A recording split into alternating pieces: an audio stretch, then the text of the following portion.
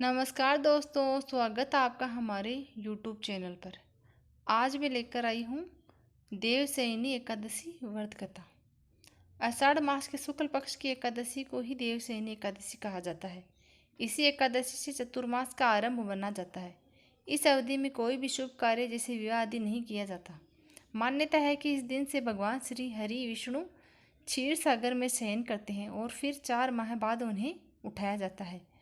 उस दिन को देवोत्थानी एकादशी कहा जाता है। इस बीच के अंतराल को ही चतुर्मास कहा जाता है। अब देवशयनी एकादशी व्रत कथा। धर्मराज युधिष्ठिर ने कहा, हे केशव, आषाढ़ शुक्ल एकादशी का क्या नाम है? इस व्रत के करने की विधि क्या है? किस देवता का पूजन किया जाता है? श्री कृष्ण कहने लगे, हे युधिष्ठिर, जिस कथा को ब्रह्मा जी ने नारद जी से कहा था वही तुमसे कहता हूँ। एक बार देव ऋषि नारद जी ने ब्रह्मा जी से इस एकादशी के विषय में जानने की उत्सुकता प्रकट की। तब ब्रह्मा जी ने उन्हें बताया, सतयुग में माधाता नामक एक चक्रवर्ती सम्राट राज्य करते थे। उनके राज्य में प्रजा बहुत सुखी थी, किंतु भविष्य में हो जाए यह कोई नहीं जानता। अतः वे भी इस बात से अनभिज्ञ थे कि उनके राज्य में शीघ्र ही भयंकर अकाल पड़ने वाला है। उनके राज्य में पूरे 3 वर्ष तक वर्षा न होने के कारण भयंकर अकाल पड़ा। इस अकाल से चारों ओर त्राही त्राही मच गई। धर्म पक्ष के यज्ञ, हवन, पिंडदान, कथा, व्रत आदि में कमी हो गई। अब मुसीबत पड़ी तो धार्मिक कार्यों में प्राणी की रुचि कहाँ रह जाती।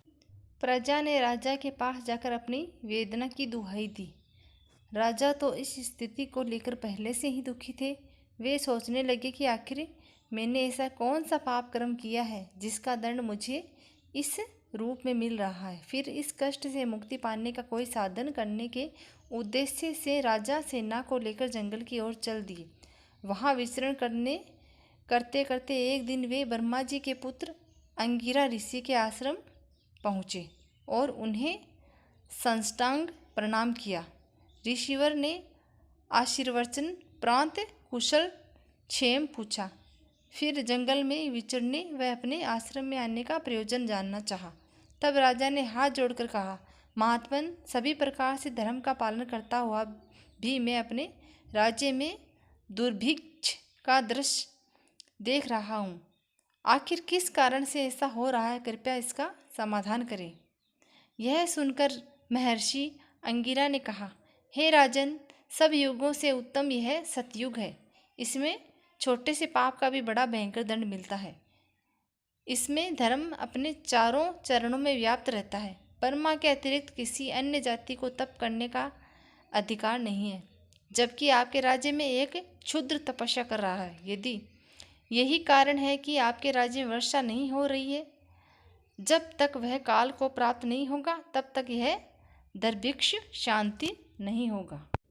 दुर्भिक्ष की शांति उसे मारने से ही संभव है, किंतु राजा का हृदय एक निरपराध शुद्ध तपस्वी का शमन करने को तैयार नहीं हुआ। उन्होंने कहा, हे देव, मैं उस निरपराध को मार दूं, यह बात मेरा मन स्वीकार नहीं कर रहा। कृपया करके आप कोई और उपाय बताएं। महर्षि अंगिरा ने बताया, आषाढ़ माह के शुक्ल पक्ष की एकादशी का व्रत करें। इस व्रत के प्रभाव से अवश्य ही वर्षा होगी। राजा अपने राज्य की राजधानी लौट आए और चारों वर्णों सहित पद्या एकादशी का विधिपूर्वक व्रत किया। व्रत के प्रभाव से उनके राज्य में मूसलाधार वर्षा हुई और पूरा राज्य धन धान्य से परिपूर्ण हो गया। ब्रह्मा वैवर्त पुराण में देवशयनी एकादशी के विशेष महात्म्य का वर्णन किया गया है। इस व्रत से प्राणी की समस्त मनोकामनाएं पूर्ण होती है। जय श्री विष्णु। अगर कथा में कोई गलती हो तो माफ़ करें, पूरी हो तो परवान चढ़े। मिलते हैं अगले ऐसी किसी वीडियो के साथ। धन्यवाद।